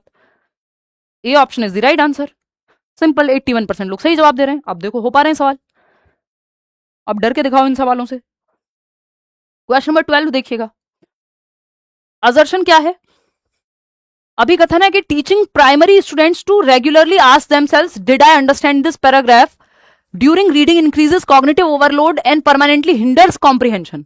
ये प्राथमिक छात्रों से, यानी कक्षा 1 से 5 के छात्र हैं, उनसे पढ़ते समय जब वो किताब पढ़ रहे हैं या कोई कहानी पढ़ रहे हैं, रीडिंग कर रहे हैं बेसिकली, तो नियमित रूप से यदि हम उनसे कहेंगे कि खुद से यह पूछते रहो कि क्या मुझे ये पैराग्राफ समझ में आया, ये तो अच्छी बात है कि अगर बच्चा पढ़ के ये समझेगा कि मैंने इसमें क्या सीखा, तो मेटाकॉग्निशन आएगा, उसकी भाषा और समझने की दोनों क्षमताएं बेहतर होंगी, परा संज्ञान सिखा रहे हो। लेकिन ये कह रहे हैं इससे ना संज्ञानात्मक भार बढ़ रहा है बच्चे के दिमाग पे।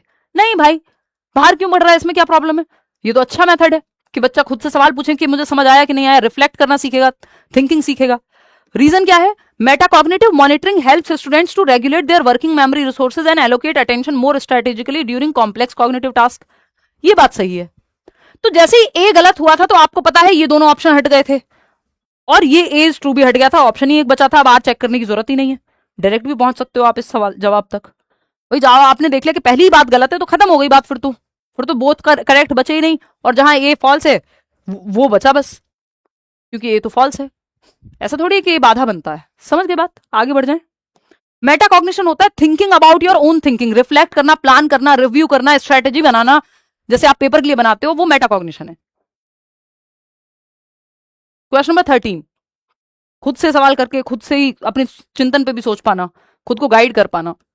13 क्वेश्चन नंबर देखिए, स्टेटमेंट 1 पढ़ेंगे। Effective formative feedback in classroom settings should focus on comparing a students performance with their classmates rather than their own past progress. हमने ये डिस्कस किया है कि शर्मा जी के बेटे को वर्मा जी के बेटे से या बेटी से नहीं कंपेयर करना है, शर्मा जी के बेटे को खुद की ही अपनी प्रीवियस परफॉर्मेंस से कंपेयर करना है। यानी हिमांशी को ये देखना चाहिए वो कल से आज बेहतर हुई है या नहीं, ये नहीं कि और 4 लोगों से बेहतर हुई है कि नहीं, वो मुद्दा नहीं है। वो कई लोगों के लिए काम करता है, बट वो नेगेटिव मोटिवेशन है, एक समय के बाद वो खोखला कर देता है इंसान को अंदर से, क्योंकि आप काम इसलिए कर रहे हैं कि किसी को आपको दिखाना था, है ना, कि उससे आगे जाना था। वो सर्टेन आप कोई रेस में भाग रहे हैं, एक्चुअल रेस में, तब तो समझ आता है, उसमें भी आप अपनी ही परफॉर्मेंस बेटर करोगे। रोज थोड़ी देखोगे कि आज इसके साथ फिर से दौड़ के देखूं आज जीतूंगा कि नहीं, वो तो आप अपनी ट्रेनिंग पे फोकस करोगे। तो यहां पे मुद्दा ये एकदम गलत है। जैसी बात आए कि बाकी बच्चों से कंपेयर करो बच्चे को, एकदम गलत है। बच्चे को उसकी खुद की पास्ट परफॉर्मेंस से, पहले जैसा वो परफॉर्म करता था वो कल से आज बेहतर हुआ है कि नहीं, ये देखना है, ना कि बाकी बच्चों से कंपेयर करना है। समझ रहे हो? ये एकदम बकवास बात है, फॉल्स हो गया है ये तो, क्योंकि उन्होंने लिखा है कि कक्षा के वातावरण में प्रभावी रचनात्मक प्रतिक्रिया है, कि बहुत अच्छी चीज है कि सहपाठियों के साथ बच्चे की तुलना करो।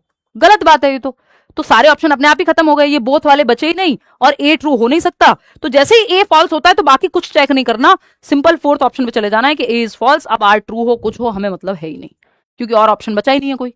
तो क्राइटेरियन रेफरेंस्ड, सीआरटी जिसको बोलते हैं, आज ही बैच में किया था हमने, criterion referenced feedback helps learners identify specific gaps in their understanding and promotes a mastery oriented mindset. Criterion reference test जैसे सीटेट है, एनआरटी और सीआरटी 2 स्टैंडर्डाइज्ड टेस्ट हैं। सीटेट आपका क्राइटेरिया है कि 60% नंबर ले आओ जनरल कैटेगरी में हो तो, 55% नंबर ले आओ अगर ईडब्ल्यूएस में हो, सॉरी ईडब्ल्यूएस तो यहाँ लागू नहीं होता सीटेट में, ओबीसी या एससी या किसी और कैटेगरी से हो तो क्राइटेरिया है, किसी को फर्क नहीं पड़ता 140 नंबर ला रहे हो या नहीं। लेकिन नौकरी तब मिलेगी जब बाकियों से ज्यादा नंबर लाओगे, तो वो केवीएस एनवीएस में होगा, वो एनआरटी है। तो वो कुछ जगहों पे क्योंकि लिमिटेड सीट्स हैं और वो कोई ना कोई तरीका उनको चाहिए होगा सिलेक्शन के लिए।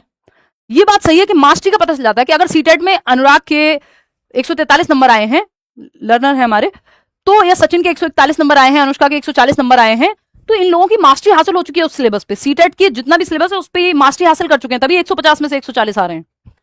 तो किस हद तक मास्टरी हासिल हो चुकी है या गैप कहां रह गए, ये दोनों चीजें जानने के लिए सीआरटी काम में आता है। तो ए इज फॉल्स, सिंपल। इसमें तो 4th ऑप्शन, वो तो आपको कॉन्सेप्ट मुझे समझाना था, सही जवाब आप लोगों ने दिया भी है 78% लोगों ने, क्योंकि सिर्फ क्वेश्चन नहीं करने हैं, हमें कॉन्सेप्ट भी समझना है चीजों के साथ साथ, रट्टा नहीं लगाना है।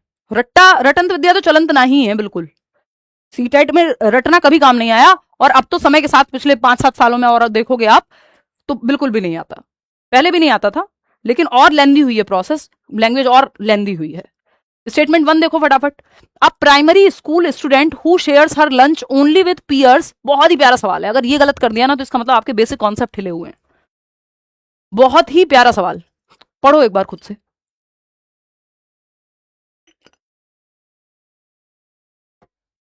इससे प्यारा सवाल धरती पे नहीं बना। देखो एक बार। A primary school student who shares her lunch only with peers who promise to share their toys the next day is operating at Kohlberg's conventional level of morality. यानी एक प्राइमरी प्राथमिक विद्यालय की छात्रा है, कक्षा 1 से 5 में होगी, ये मैटर नहीं कर रहा है यहाँ पे।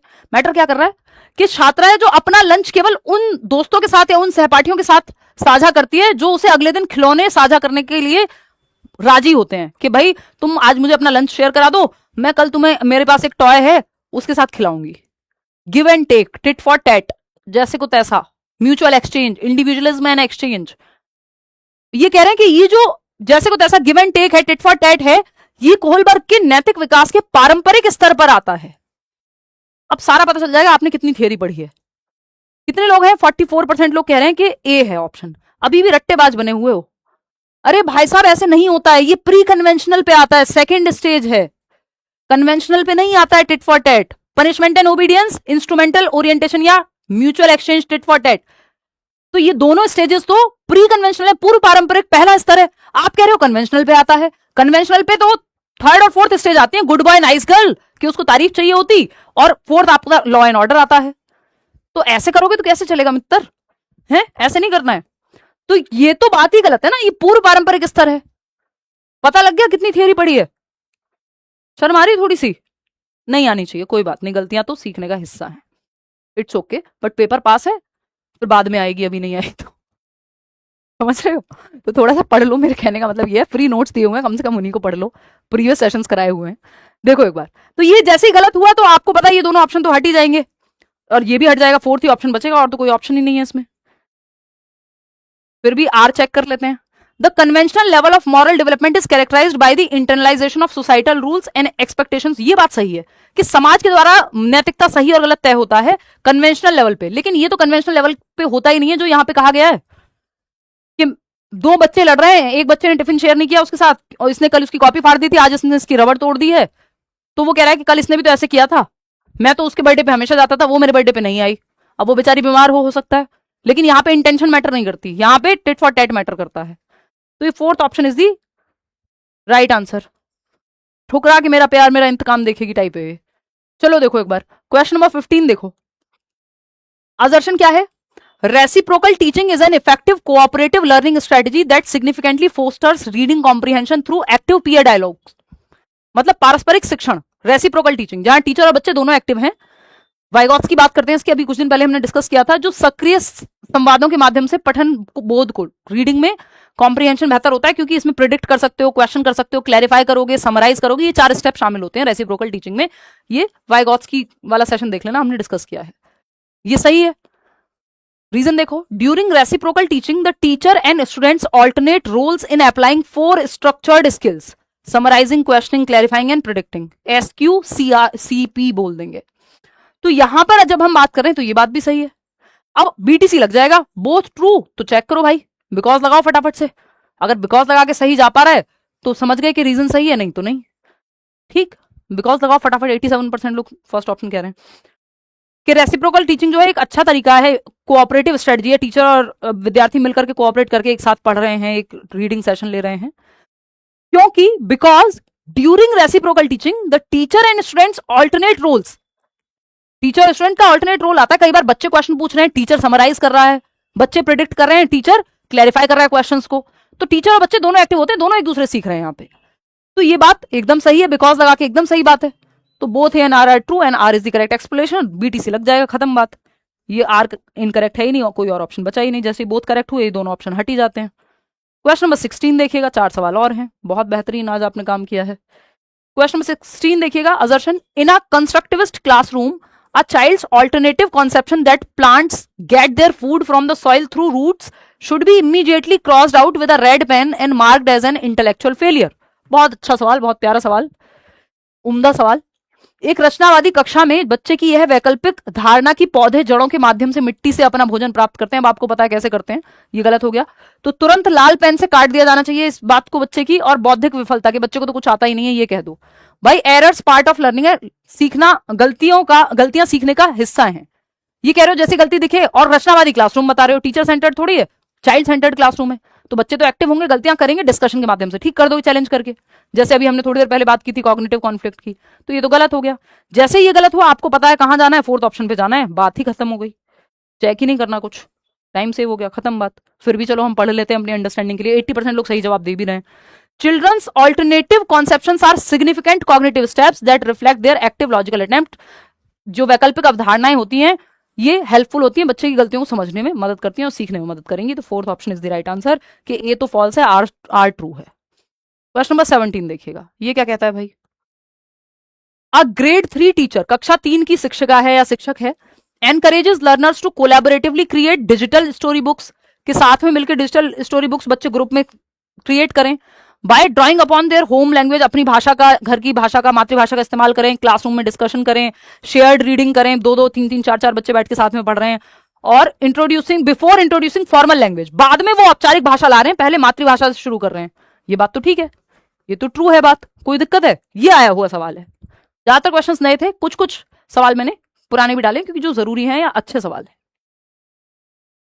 डोंट पोल सो सून, अच्छा कोई बात नहीं, आप थोड़ा रुक के दे दो जवाब बोल तो रहेगा ही, जल्दी आने की दिक्कत नहीं, पोल लेट आने की दिक्कत होती है। आप नई समस्या बता रहे हो आज।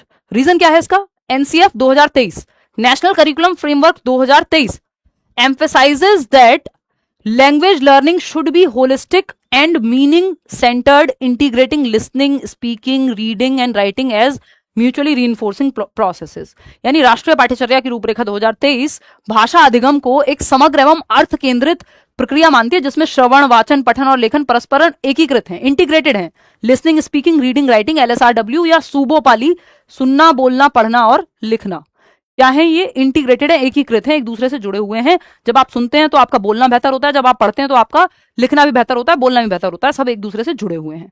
अगर क्रम पूछे तो एलएसआरडब्ल्यू का यही सूबो पाली ही आप फॉलो करते हैं, नहीं तो इसको इंटीग्रेटेड मानते हैं। ठीक, तो जब आपने ये देखा, ये आया हुआ सवाल है और ये लैंग्वेज में आया है, इंग्लिश पेडागोजी में, हिंदी पेडागोजी में, दोनों में आया है, इसी बार आया है। जो प्रीवियस आपका पेपर हुआ है फरवरी वाला या मार्च में जो हुआ था, मार्च में भी हुआ था एक सेट, वो कोई पेपर लीक हो गया था शायद सीटेट का, कहीं किसी सेंटर पे दोबारा हुआ था या हो नहीं पाया था पहले। तो एनीवे यहां पे मुद्दा क्या है, एनसीएफ 2023 से और एनईपी से सीडीपी में क्वेश्चन नहीं आ रहे पिछले कई सालों से, लेकिन लैंग्वेज में आ जाते हैं। तो इसलिए मैंने बैच में भी स्पेशली ये कहकर के डलवाया हुआ कि पढ़ लो इसको, कोई बात नहीं, इससे कोई नुकसान नहीं होगा, लैंग्वेज में काम आ जाएगा। अदरवाइज आपको कुछ नहीं पता, ना एनईपी में पता है ना एनसीएफ में पता है। सीटेट में सिंपल तरीका है, बच्चे के भले में है ऑप्शन, बच्चे की भलाई में, बच्चे के पक्ष में है ऑप्शन। अगर बच्चे के पक्ष में है तो सब बढ़िया है, कोई दिक्कत नहीं है। देखो दोनों बातें बच्चे के पक्ष में है, ये भी सही है और ये भी सही है। अब आप जाओगे बीटीसी पे, बोथ ट्रू है तो करेक्ट, चेक कर लो, आप चेक करो फटाफट से, बोथ ट्रू है, चेक करो कितने लोग हैं जो 76% लोग जवाब दे रहे हैं। अच्छा समझते हैं, इन्होंने कहा कि तीसरी क्लास की शिक्षिका है जो कोलैबोरेटिवली ग्रुप में बच्चे सीख रहे हैं, एक्सपीरियंस ले रहे हैं, और पहले घर की भाषा यानी मातृभाषा से स्कूल की औपचारिक भाषा सिखाई जा रही है। पहले बच्चों को फ्रीडम है मातृभाषा में बोलने का, फिर धीरे धीरे स्कूल की भाषा सीख लेंगे। Very good, well and good, right है।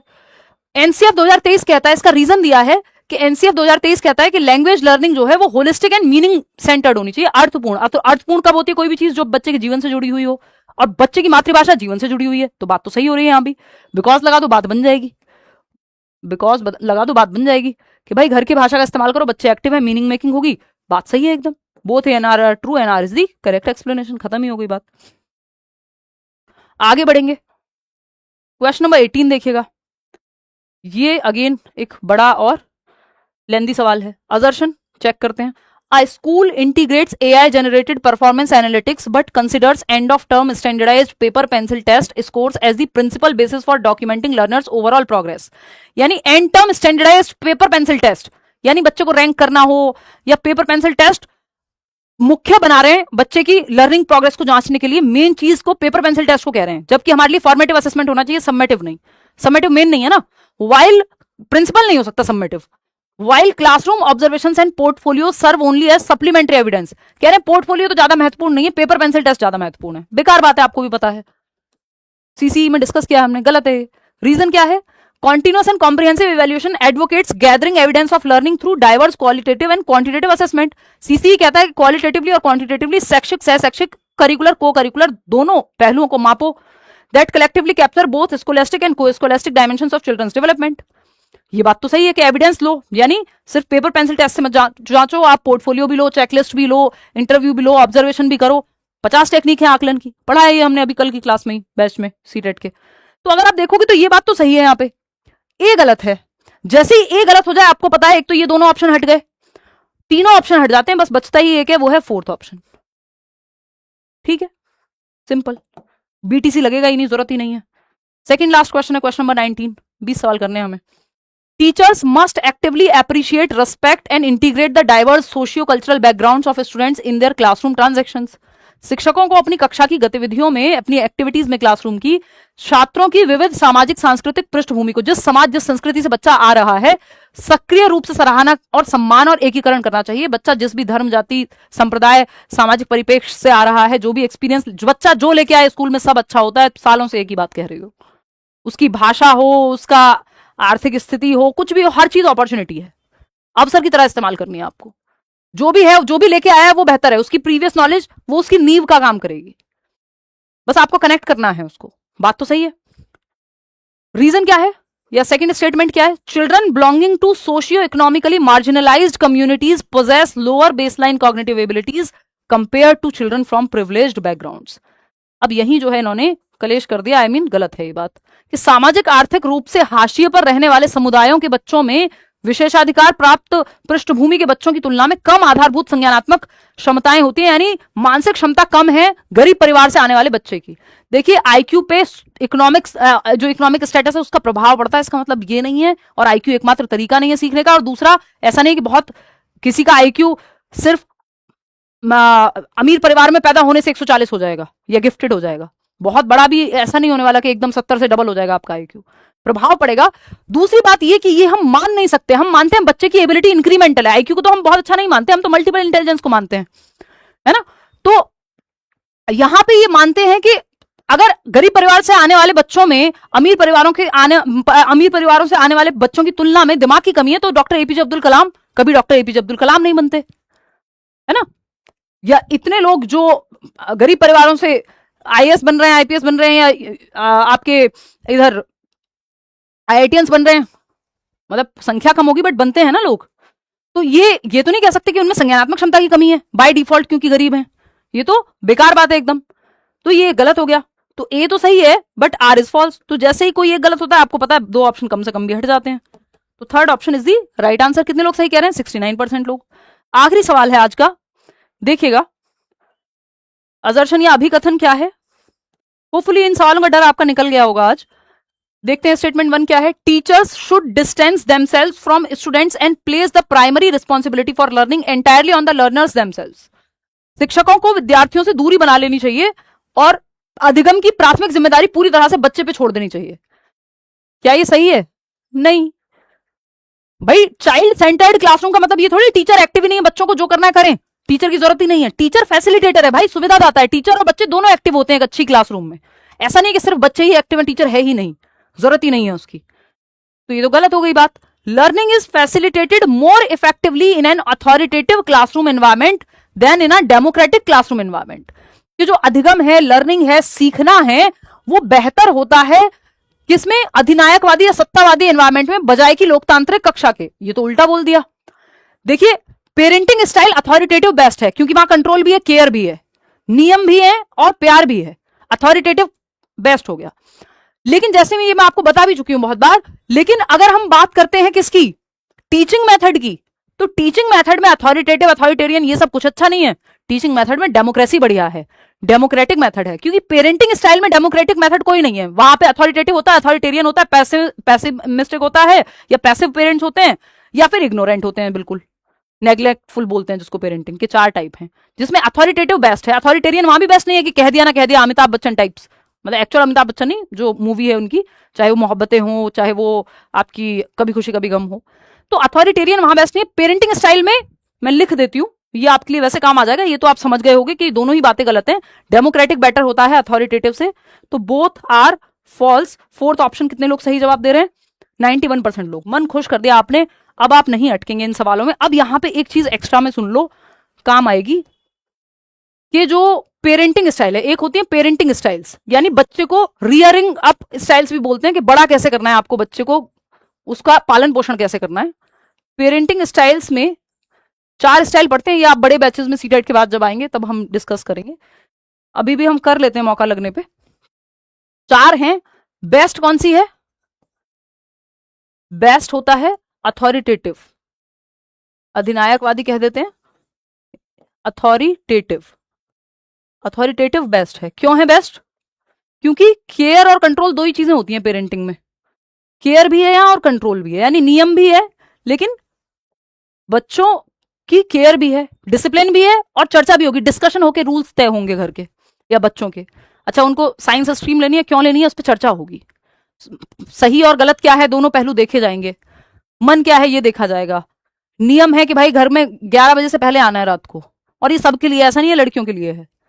किसी घर में कुछ और हो सकता है, अलग अलग फ्लेक्सिबिलिटी हो सकती है, किसी और जगह पे नियम हो सकता है। केयर और कंट्रोल दोनों है बेसिकली। क्योंकि अगर ये होगा कि बच्चों को आप कहो जिस टाइम उठ रहा है सब सही है, तो फिर दिक्कत हो जाएगी, फिर तो वो स्कूल भी नहीं जाएगा। तो कंट्रोल भी चाहिए और केयर भी चाहिए। अब यहां पर पेरेंटिंग स्टाइल में बेटर होती है अथॉरिटेटिव। जैसे ही बात करते हैं टीचिंग स्टाइल की, टीचिंग स्टाइल की जैसे ही बात करोगे तो ये तो पेरेंट्स के लिए बेहतर हो गई authoritative teaching style.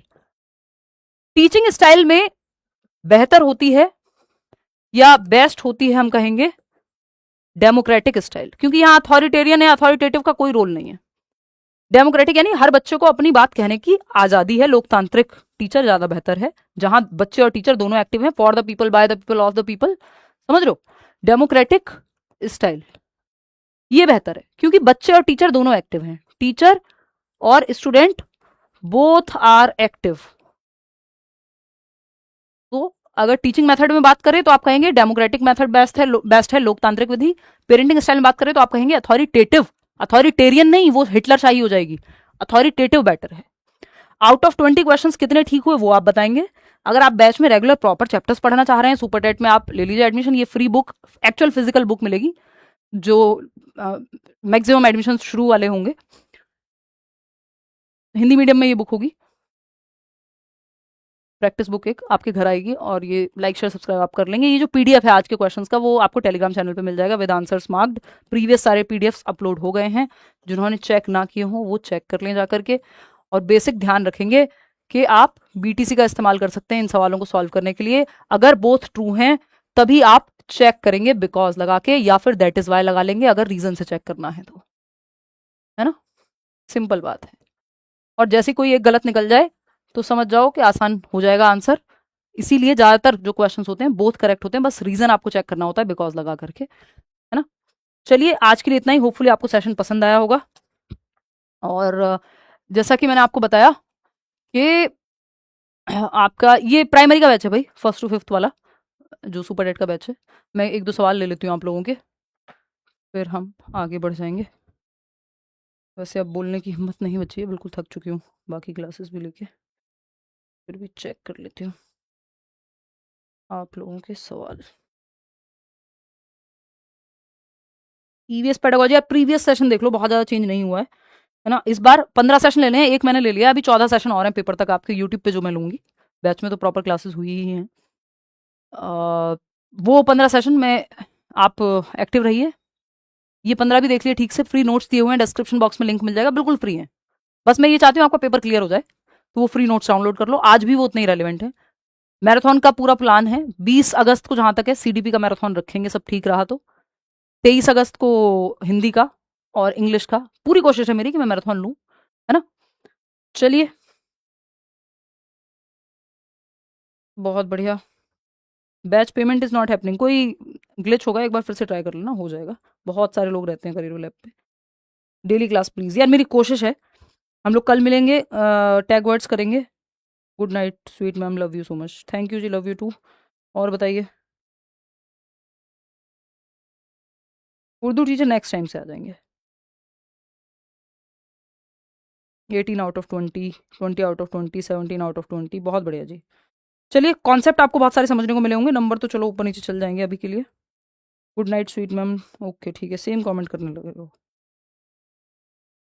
Mock test में 82 आ रहे हैं, कोई बात नहीं, वो उससे ज़्यादा ही आएंगे एक्चुअल में, बट प्रैक्टिस करते रहो। इस टाइम पर रिवीजन बहुत इंपॉर्टेंट है, और जिसने नहीं पढ़ा है उसका पढ़ना इंपॉर्टेंट है। पता चले मैं रिवीजन कह रही हूँ, कोई बंदा आ जाए, ऐसे लोग होते हैं जो अंत में जागते हैं लास्ट के 15 दिन में, तो उनको पहले पढ़ लेना चाहिए। फ्री नोट्स पढ़ लो, फ्री नोट्स से शुरुआत कर लो, 2-3-4 घंटे में पढ़ लोगे। लेस देन 100 पेजेस के तीनों सब्जेक्ट के नोट्स हैं, हिंदी, इंग्लिश, पेडागोजी और आपका CDP।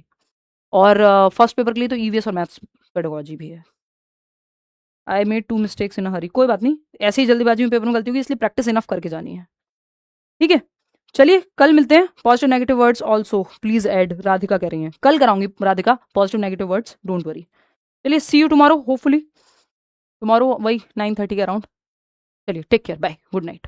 लाइक शेयर सब्सक्राइब कर लेना, कमेंट्स में बता देना कैसा रहा सेशन, कितना स्कोर आया, कहीं कोई डाउट हो